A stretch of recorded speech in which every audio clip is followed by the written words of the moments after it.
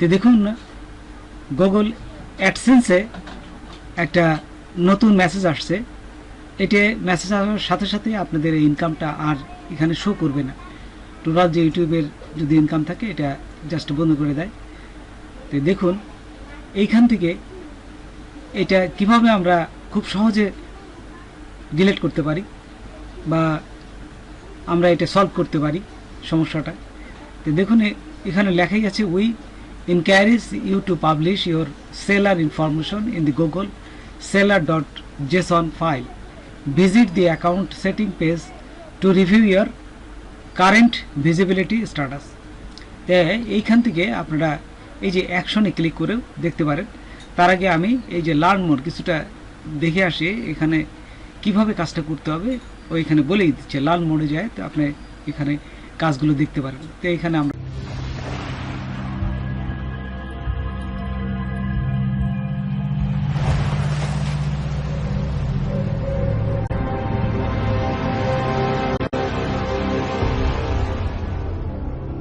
যে দেখে আসি, লার্ন মোডে যাই।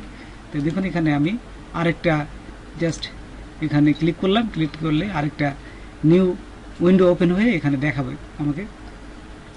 তো এইখান থেকে আমরা এই যে seller information with seller Jason, তো এখানে যদি আমরা নিচে যাই তো দেখতে পাবো এখানে যে কিভাবে কাজটা করে, how to make your seller information transparent.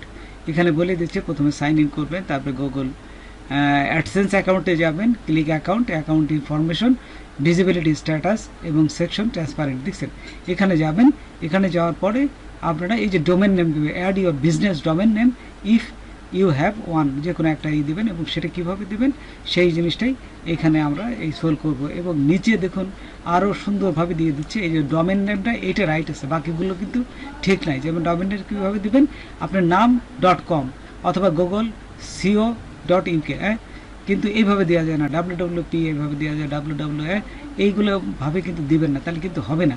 এই যে দেখছেন এখানে একটা স্ল্যাশ ছিল, এটা স্ল্যাশটাও কিন্তু দেওয়া যাবে না, জাস্ট এইভাবে দিবেন google.com, আপনার নামে যে নামে ডোমেন আছে ঠিক সেইটা, এবং .com শুধু এইটুকু দিবেন, কিন্তু এই স্ল্যাশ ট্ল্যাশ থাকবে না, তাহলে কিন্তু আর হবে না।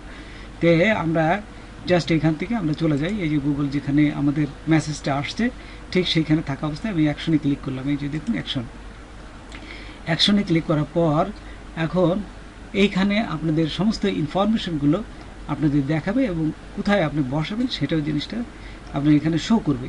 তাই আমরা একটু অপেক্ষা করি, এখানে আসুক, আসলে পরে আমরা নিচে চলে যাচ্ছি। এইখান থেকেও যাওয়া যায়, আবার এই যে অ্যাকাউন্টে দিয়ে যাওয়া যায়। দেখুন বাম পাশে অ্যাকাউন্ট সেটিং, অ্যাকাউন্ট ইনফরমেশন, ওই অ্যাকশনে ক্লিক করলেই কিন্তু এই অ্যাকাউন্ট সেটিং ইনফরমেশন কিন্তু যাবেন, একই সেম জিনিস। এইখান থেকে সোজা আমরা এই যে নিচে চলে যাবে, নিচে যাওয়ার পরে দেখুন এখানে এই যে ট্রান্সপারেন্ট আছে আসছে, এই যে দেখুন ট্রান্সপারেন্ট, এখানে দেখুন ট্রান্সপারেন্ট আছে এবং এই বিজনেস ডোমেন, এই যে এখানে বলে দিচ্ছি বিজনেস ডোমেনটা। তা আমরা ডোমেনটা কোথা থেকে পাবো, আমার ব্লগারে গেলাম, আমার ব্লগারটা দেখুন অ্যাপ্রুভ হয়ে আসছে।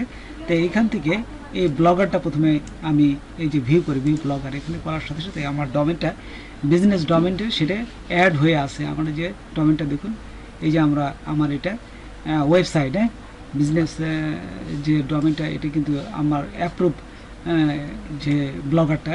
তো এইখানে আমি একটা যে ডোমেন অ্যাড করেছি, এই যে বিজনেস ডোমেন, ঠিক এইটা ক্লিক করবেন। এটা ক্লিক করার পর দেখুন এখানে তাই দিয়ে আসে। তারপর কপি, এই যে কপিতে ক্লিক করলাম, কপিতে ক্লিক করার পর ঠিক এখানে চলে আসে, এই যে এখানে দেখুন বিজনেস ডোমেন, ঠিক এটা এইখানে পেস্ট করবেন।